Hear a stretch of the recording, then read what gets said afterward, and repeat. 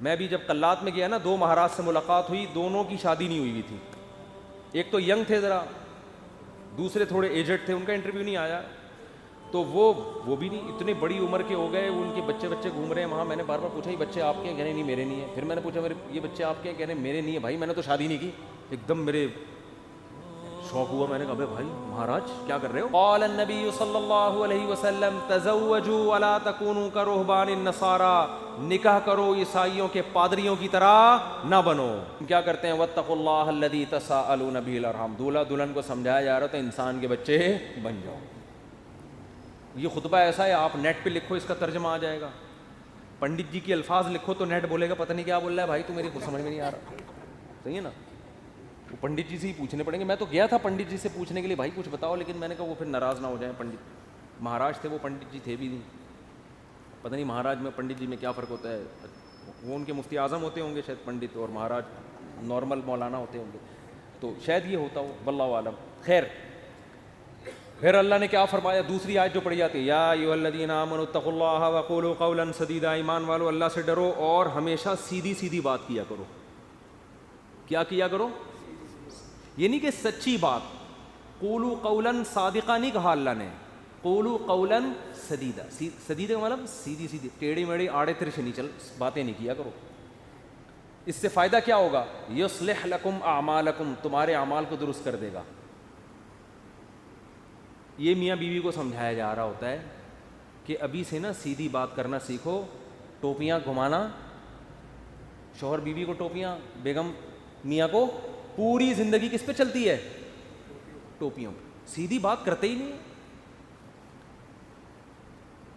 سسرال سے الگ آڑی ترچھی باتیں، سسرال والے داماد سے الگ، بیٹی سے الگ. گھروں میں جو آگ لگتی ہے وہ سیدھی باتیں کرنے سے لگتی ہے، آڑی ترچھی باتیں کرنے سے. جھوٹ پلو گھماتے ہیں باتوں کو، صحیح بات ہی نہیں کرتے. تو اس سے کیا ہوتا ہے؟ اعمال خراب ہونا شروع ہو جاتے ہیں. جب آدمی کو پتہ ہوتا ہے نا مجھ سے کوئی پوچھے گا تو مجھے سچ بولنا پڑے گا، تو وہ کام ہی ایسا نہیں کرتا کہ جواب دہی ممکن نہ ہو اس کے لیے. تو یہ میاں بیوی کو تمیز سے نصیحت کی جاتی ہے. اور پھر حدیثیں پڑھی جاتی ہیں، النکاح من سنتی، نکاح میری سنت ہے. فمن رغب عن سنتی فلیس منی، جو میری سنت پہ نہیں چلے گا وہ مجھ سے نہیں ہوگا. دولہا کو حوصلہ افزائی کی، تو بیٹا زندگی میں پہلی دفعہ کوئی انسان ڈھنگ کا کام کر رہا ہے، تو نبی کی سنت کو بولتے کیوں نہیں بھائی، زندہ کر. اور اتفاق کی بات ہے دوسری شادی میں بھی یہی خطبہ ہے، تیسری میں بھی اور چوتھی میں بھی. کیا مطلب؟ دوسری میں بھی اس کو اپریشیٹ کیا جاتا ہے، سنت کر رہا ہے، تیسری میں بھی چوتھی میں بھی. سمجھتے؟ یہ ویسے ہی درمیان میں جنرل نالج کے لیے ایک بات آ گئی. میں آپ کو پتہ ہے اس ٹاپک پر آج کل بالکل بھی نہیں بولتا. تو آگے اللہ تعالیٰ کے آگے کیا حدیث میں جو خطبے میں پڑھا جاتا ہے؟ قال النبی صلی اللہ علیہ وسلم تزوجوا الودود الولود فانی مباہی بکم الامم. ایسی عورت سے نکاح کرو محبت کرے اور تمہیں اولاد زیادہ دے، میں قیامت کے دن تمہاری کثرت پہ فخر کروں گا. میاں بیوی کو سمجھایا جاتا ہے نسل مت روکنا، تمہارا ملاپ پائیدار، کامیاب، خوشیوں بھرا اور آخرت میں ترقی کا سبب جبھی ہو سکتا ہے جب تم دونوں اولاد کی کثرت چاہو. شروع میں ہی چاہتے ہیں کہ ہمارے اولاد نہ ہو، اس کی بھی نفی کی گئی. اور کیا پڑھا جاتا ہے خطبے میں؟ وقال النبی صلی اللہ علیہ وسلم تزوجوا ولا تکونوا کرہبان النصارى، نکاح کرو عیسائیوں کے پادریوں کی طرح نہ بنو. میں بھی جب قلات میں گیا نا، 2 مہاراج سے ملاقات ہوئی، دونوں کی شادی نہیں ہوئی تھی. ایک تو ینگ تھے ذرا، دوسرے تھوڑے ایجڈ تھے، ان کا انٹرویو نہیں آیا.